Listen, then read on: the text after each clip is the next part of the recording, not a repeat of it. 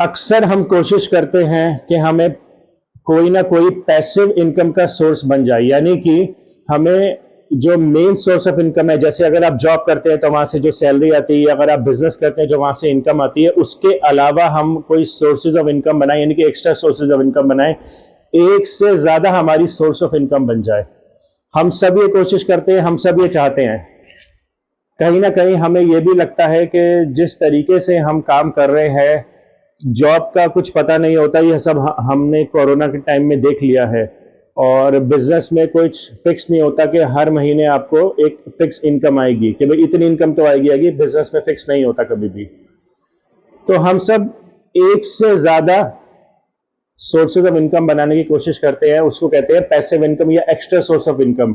तो passive income के ऊपर आज हम बात करने वाले हैं। ये बहुत ही इंपॉर्टेंट टॉपिक है।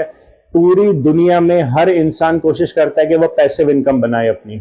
मैं सिर्फ इंडिया की बात नहीं कर रहा हूं, मैं ग्लोबल और वर्ल्ड लेवल की बात कर रहा हूं। हर इंसान पैसिव इनकम बनाने की कोशिश करता है कि एक तो उसको जॉब से जो सैलरी आ रही है, बिजनेस से इनकम आ रही है, उसके अलावा भी कोई इनकम आए। और वो ये कोशिश करता है कि ये हर महीने आए, नहीं तो हर 6 महीने में, नहीं तो साल में एक बार तो कुछ अमाउंट आ ही जाए, जिससे कि वो अपना खर्चा एक सही तरीके से चला सके और एक बेहतर लाइफस्टाइल बना सके। ये प्रयास सिर्फ इंडियंस ही नहीं करते, बाहर के लोग भी करते हैं। ये वर्ल्ड लेवल पे होता है, ग्लोबल लेवल पे। तो पैसिव इनकम एक बहुत ही इंपॉर्टेंट टॉपिक है आज की डेट में, स्पेशली कोरोना के बाद, जब हमने देखा था कि सिर्फ जॉब्स ही नहीं, बिजनेस भी हैम्पर हुआ था। तो अगर उस वक्त आपकी कोई एक शॉर्ट पैसिव इनकम होती, एक्स्ट्रा सोर्स ऑफ इनकम होती, तो आपको ये सोचना नहीं पड़ता कि आपका हर महीने खर्चा कैसे चलेगा। ठीक है, लेविश लाइफस्टाइल एक अलग चीज है, मगर आपका खर्चा तो चलेगा जरूर। तो उसके लिए आपको सोचना नहीं पड़ेगा। तो आज हम एक बहुत ही स्ट्रांग टॉपिक और बहुत ही नेसेसिटी वाला टॉपिक है जो पैसिव इनकम, उसके ऊपर बात करने वाली है। अक्सर क्या होता है, हम पैसिव इनकम बनाने के लिए सबसे पहले अगर कुछ ढूंढते हैं तो वो होता है एक प्रॉपर्टी ले लेना, चाहे वो कमर्शियल हो या रेजिडेंशियल हो, और फिर उसको किराए पे चढ़ा देना, यानी कि रेंट आउट कर देना टेनेंट को देने के लिए। और उसके लिए हम क्या करते हैं, समझ लीजिए आज हम एक रेजिडेंशियल प्रॉपर्टी के बारे में बात करते हैं।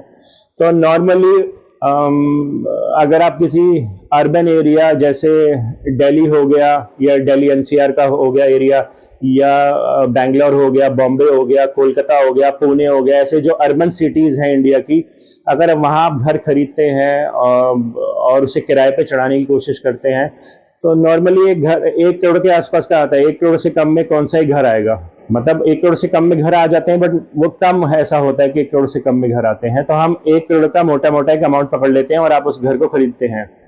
तो अब हम उसके चार्जेस को बाइफरकेट करके, यानी कि डिवाइड करके देखेंगे एक्चुअली में आपको 1 करोड़ और उसके अलावा क्या क्या देना पड़ता है जब आप एक रेजिडेंशियल प्रॉपर्टी खरीदते हैं। तो सबसे पहले 1 करोड़ का अमाउंट हो गया जो आपने घर खरीदा। फिर आपने समझ लीजिए 5, 6 और 7% के हिसाब से होता है, तो आपने 6% वाला ले लिया कंबाइंड और रजिस्ट्री करवाई। तो 1 करोड़ का 6% 6 लाख रुपए हो गया। प्लस आपने 2 साल का जो नॉर्मली देना पड़ता है, एनुअल मेंटेनेंस चार्जेस 2 साल के देने पड़ते हैं शुरुआत में। तो 2,000 रुपए के हिसाब से 2 साल में 48,000 हो गया। तो मोटा मोटा उसको 50,000 समझ लेते हैं। तो 1 करोड़ वो, फिर 6 लाख ये, फिर 50,000 ये, और आपने कुछ RWA जो आपने ज्वाइन करा है उसके चार्जेस, या जिस सोसाइटी में आप गए वहां के RWA के चार्जेस 25,000 रुपए मान लेते हैं, वन टाइम आपको देने होते हैं। तो पहले तो 1 करोड़, फिर 6 लाख, फिर 50,000, और फिर आपने 25,000 दिए। तो मोटा मोटा आपने 1 करोड़ 6,75,000 रुपए दे दिए टोटल। मगर इसमें मैंने अभी, ये सिर्फ आपने घर खरीदा, इसमें मैंने अभी जो आपने प्रॉपर्टी डीलर को या लोकल कोई है ऐसा इंसान जिसको आपने कहा कि मुझे टेनेंट चाहिए अपनी प्रॉपर्टी जो आपने खरीदी है उसको रेंट आउट करने के लिए, वो चार्जेस मैंने इसमें इंक्लूड नहीं करे, क्योंकि वो आपको एक बार नहीं देने होते। हर बार टेनेंट जाएगा और दूसरा टेनेंट आएगा, फिर तीसरा आएगा, या जितने भी टेनेंट्स आपके लाइफ टाइम में आएंगे जब तक आप वो प्रॉपर्टी होल्ड करें, हर बार आपको प्रॉपर्टी डीलर को कुछ चार्जेस देने पड़ेंगे, या किसी लोकल इंसान को चार्जेस देने पड़ेंगे जो आपके लिए टेनेंट या किराएदार ढूंढ के लेकर आएगा। पहले महीने के देने पड़ते हैं, कभी कभार 15 दिन के देने पड़ते हैं, डिपेंड करता है काफी चीजों पर, उसको देने पड़ते हैं। प्लस आपने वो घर बना बनाया खरीदा है, तो आपने किसी प्रॉपर्टी डीलर से डील करी होगी, जिससे खरीद रहे हैं उससे भी डील करी होगी। तो प्रॉपर्टी डीलर जिसने आपको वो घर दिलवाया है वो भी 1 या 2%, 1.5%, जिस 1.25% के हिसाब से, तो हम सबसे कम मान लेते हैं 1%। तो आपने 1 करोड़ का घर खरीदा, उसका 1% यानी कि 1 लाख रुपए तो आपने वो भी दिए, तो वो भी घर के चार्जेस में इंक्लूड कर लेते हैं। तो आपका घर हो गया ये वाला जो आपने खरीदा है 1,07,75,000 का, प्लस जो मैंने जैसा कि अभी बताया कि आपको वो चार्जेस इंक्लूड करने पड़ेंगे इसमें, जो आप हर बार प्रॉपर्टी डीलर ये लोकल किसी इंसान को देंगे किराए पे चढ़ाने के लिए। तो प्लस आप इसमें मेंटेनेंस चार्जेस भी जोड़ लीजिए, जो आपको हर महीने नॉर्मली 2,000 रुपये महीने आपने दिया है, क्योंकि जिन सोसाइटीज़ में 1 करोड़ का घर होता है वहाँ 2-2.5 हज़ार रुपये महीने का होता है, तो 2,000 रुपये हम चार्जेस इंक्लूड कर लेते हैं महीने के। आप किराया आपको मिल रहा है, ये अच्छी बात है, मगर उसके अलावा आपको मेंटेनेंस का और हर बार जब टेनेंट चेंज होगा तो उसके चार्जेस देने पड़ेंगे।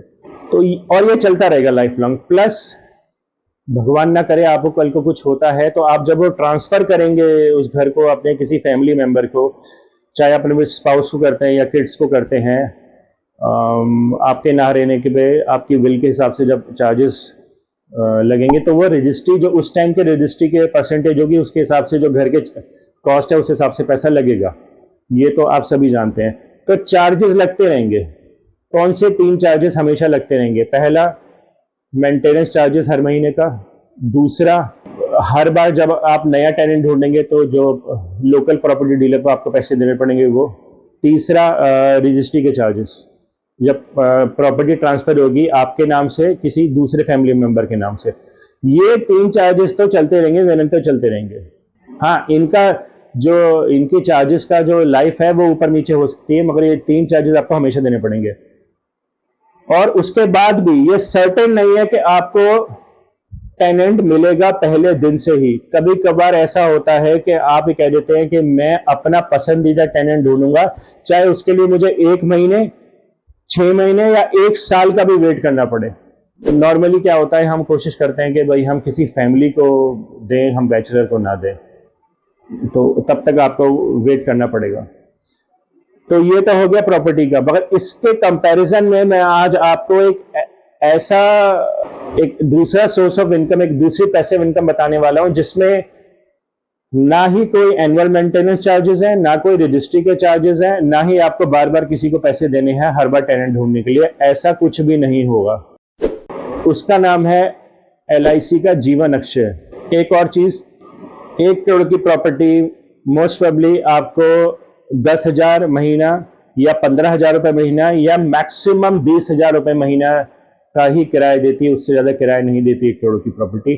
तो अगर मैं 15,000 भी मान लूँ, 10 से 20 का एक बीच का नंबर मान लेते हैं एवरेज करने के लिए, 15,000 रुपये महीना आपको मिलता है किराया। तो 15,000 को अगर आप मल्टीप्लाई करेंगे 12 से, 1,80,000 आएगा। 1,80,000 इज आपका साल का किराया, तो विच इज 1.8% ऑफ 1 करोड़। तो आपको जो रिटर्न मिल रहा है वो सिर्फ 1.8% है 1 करोड़ लगाने के बाद, 1.8% साल का, और वो भी कंफर्म नहीं है। क्यों? क्योंकि आपका हर महीने किराया आएगा, ये कोई कंफर्मेशन नहीं होती। जैसा मैंने अभी बताया था, कभी कभार कई महीनों तक या कई हफ्तों या कई दिनों तक घर खाली भी रहता है, तो तब आपकी कोई इनकम नहीं है। तो आज मैं आपको LIC का एक ऐसा प्लान बताने वाला हूं जिसमें आपको ना ही कभी कोई मेंटेनेंस चार्जेस देने हैं, ना कोई रजिस्ट्री के चार्जेस देने हैं, और ना ही आपको कभी कोई टेनेंट ढूंढने की कोई सिरदर्दी लेनी है। एकदम सिंपल काम है। उसका नाम है LIC जीवन अक्षय। हर साल, पहली बात तो इसमें जो एडवांटेजेस हैं उसकी बात कर लेते हैं। आपको प्रॉपर्टी में 1.8% का या 2% का प्रॉफिट रिटर्न मिलता है साल का। इसमें 6% का रिटर्न है। जी हाँ, 6% का रिटर्न एवरी ईयर, और ये लाइफ टाइम के लिए है। पहले आपके लिए, उसके बाद आप जो सेकंड पर्सन होगा इसके अंदर, इस इन्वेस्टमेंट के अंदर, उसके लिए भी 6% गारंटीड है। और फिर रिटर्न ऑफ कैपिटल, वो भी 105%। आप नहीं जानते कि आपने जो प्रॉपर्टी 1 करोड़ की खरीदी है, आज से कुछ साल बाद उसकी क्या वैल्यू होगी, अप्रिशिएट होगी या डेप्रिशिएट होगी, ये आप नहीं जानते। ये तो मार्केट कंडीशंस पे डिपेंड करता है। मगर LIC का जीवन अक्षय आपको लाइफ टाइम 6% देगा, और एंड में जो थर्ड इंसान होगा इस पॉलिसी में, थर्ड पर्सन होगा जो इस पॉलिसी में, उसको 105% रिटर्न ऑफ कैपिटल। जी हाँ, जिंदगी भर आपने पैसे लिए जब तक आप 100 साल के नहीं हो जाते, फिर आपने स्पाउस के ले लिए, या फिर आपके बच्चों में से किसी ने लिए, या आपके बहन भाई में से किसी ने लिए, या आपके मम्मी पापा में से किसी ने लिए, या आपकी फैमिली में किसी और ने लिए, उसके बावजूद जो थर्ड पर्सन है उसको 105% रिटर्न ऑफ कैपिटल, यानी कि 1 करोड़ 5 लाख रुपए उसको वापस मिलेगा ही मिलेगा। इस पॉलिसी में 3 लोग हैं। पहला, जिसको शुरुआत से पैसा आना स्टार्ट हो जाएगा। दूसरा, वो जिसको सेकंड पर्सन बनाता है, जो कि मोस्टली स्पाउस होता है, या फिर आप अपने बच्चों में से किसी को बना सकते हैं, या फिर अपने पेरेंट्स को, या अपने भाई बहन में से किसी को बनाते हैं, यानी कि आपकी फैमिली में से। और तीसरा होता है nominee, which is the third person in the policy, उसको 105% रिटर्न ऑफ कैपिटल मिलेगा, यानी कि 1 करोड़ 5 लाख रुपया। प्लस जैसा कि मैंने बताया था, इसमें कोई एनुअल मेंटेनेंस चार्जेस नहीं है, कोई रजिस्ट्री के चार्जेस नहीं है, और ना ही बार बार आपको किसी प्रॉपर्टी लोकल प्रॉपर्टी डीलर को पैसे देने की जरूरत है। सिर्फ एक बार एक इन्वेस्टमेंट लगाया, कोई अमाउंट लगाया, एक बार का 1.8% का GST दिया, सिर्फ लाइफ टाइम के लिए, एक बार शुरुआत में बस, और उसके बाद आपको पैसा आना स्टार्ट हो जाएगा फॉर योर होल लाइफ। ये पॉलिसी 25 साल से लेकर का बंदा ले सकता है, और इसके लिए कोई मेडिकल चेकअप नहीं होता है। बट हाँ, आपको शुरुआत में एक बार एक पैसा देना होता है। इसकी स्टार्टिंग 2 लाख रुपए से होती है। मैंने आपको एग्जांपल दे, क्योंकि हमने प्रॉपर्टी में भी 1 करोड़ का एग्जांपल लिया, तो इसमें भी 1 करोड़ का एग्जांपल लिया। तो इसमें एक और फायदा है, प्रॉपर्टी में अमाउंट सर्टेन नहीं होता, कभी भी आएगा तो नहीं भी आएगा शायद, मगर इसमें सर्टेन है। और ये अमाउंट आपको सेम मंथ से आना स्टार्ट हो जाएगा जब आप इन्वेस्टमेंट करेंगे। सेम मंथ से आपको इन्वेस्टमेंट का अमाउंट आना स्टार्ट हो जाएगा, विच इज प्रॉपर्टी में मैंने बताया था 1.8 या 2%, और इसमें है, जी हाँ, 6% इसमें रिटर्न आएगा आपको, 6% रिटर्न एवरी ईयर। तो वहां आपको 1,80,000 आ रहा था साल का, यहां आपको साल का 6 लाख रुपए आएगा, यानी कि 4 लाख से ज्यादा का फायदा हर वो साल का को मिलेगा। तो इसमें सबसे बढ़िया जो बातें हैं वो हमने डिस्कस करी कि ये LIC जीवन अक्षय किस तरीके से एक हैसल फ्री, टेंशन फ्री और एक fixed source of passive income है, वो भी लाइफ टाइम के लिए, वो भी आपकी पूरी फैमिली के लिए, सिर्फ आपके लिए नहीं, आपकी पूरी फैमिली के लिए। एक बार आपने पैसा लगाना है और लाइफ टाइम के लिए आपको रिटर्न आएगा। आपको बार बार इधर उधर किसी भी चीज़ के लिए, किराएदार के लिए, मेंटेनेंस के लिए, इलेक्ट्रिसिटी के लिए, वाइट वॉश के लिए, या ऐसे भी किसी चीज़ के लिए हेडेक लेने की जरूरत नहीं है। पैसा लगाया और अगले दिन से इनकम आनी स्टार्ट हो जाएगी। इनकम आपको मंथली भी आ सकती है, क्वार्टरली आ सकती है, हाफ ईयरली आ सकती है, ईयरली आ सकती है, वो आपके ऊपर है और आपकी मर्जी है आप किस तरीके से इनकम लेना चाहते हैं। मगर एक शॉर्ट पैसिव इनकम है, वो भी जैसे मैंने बताया, hassle free, tension free, flawless और विदाउट एनी चार्जेस। जैसे मैंने बताया था शुरुआत में कि 7,75,000 तो आपके बच रहे हैं इसमें, जो आपको नहीं देने हैं। प्लस आपको जो बार बार जो चार्जेस देने, जो मैं कह रहा हूँ, जो रनिंग एक्सपेंसेस होते हैं, यानी कि मेंटेनेंस के चार्ज जो हर महीने का होता है, प्लस इलेक्ट्रिसिटी का चार्ज, कुछ जगहों पे वाटर चार्जेस भी होते हैं जो पानी का बिल आता है, और हर बार नया टेनेंट ढूंढने के लिए लोकल प्रॉपर्टी डीलर को देने के चार्जेस वो भी बच गए, और वाइट वॉश के चार्जेस। तो नॉट देखा जाए तो आपका ये एकदम ही फायदे वाला इन्वेस्टमेंट होगा, जो आप लाइफ टाइम के लिए याद करेंगे, आप भी और आपके फैमिली मेंबर्स भी और आपके बच्चे भी। तो एक तो आपके रजिस्ट्री के चार्जेस बच गए, यानी कि 6 लाख रुपए, प्लस आपको कभी भी मेंटेनेंस चार्जेस नहीं देना है, ना आपको, ना सेकंड पॉलिसी होल्डर को, और ना ही नॉमिनी को। कोई भी आपको किसी भी तरीके का मेंटेनेंस चार्ज कभी भी नहीं देना है। प्लस आपको कोई RWA के चार्जेस भी देने हैं, प्लस आपको टेनेंट के लिए कोई भी किसी भी लोकल प्रॉपर्टी डीलर को कभी भी नहीं देना है, प्लस हर बार आप नया टेनेंट लाएंगे तो आपको नॉर्मली क्या होता है वाइट वॉश करके देना होता है, ऐसे कोई चार्जेस नहीं होंगे। सिर्फ आपको एक बार एक लमसम इन्वेस्टमेंट करना है, प्लस एक 1.8% GST देना है, वो भी वंस ओनली, सिर्फ एक बार ही देना है। उसके बाद ना आपको कभी कोई चार्जेस देने हैं, ना सेकंड पर्सन जो है इस पॉलिसी के सेकंड पॉलिसी होल्डर उसको कोई चार्जेस देने हैं, ना ही नॉमिनी कोई चार्जेस देने हैं।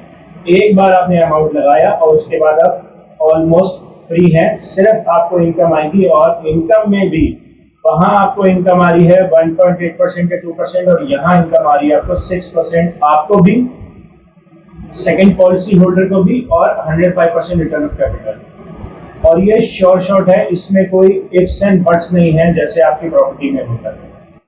तो ये पैसिव इनकम में भी एक बहुत बड़ा कॉन्सेप्ट है जो आज हमने जिसके बारे में बात करी है, और प्लस LIC की गारंटी है, तो लाइफ टाइम के लिए आएगा, आपको हमेशा आएगा पैसा।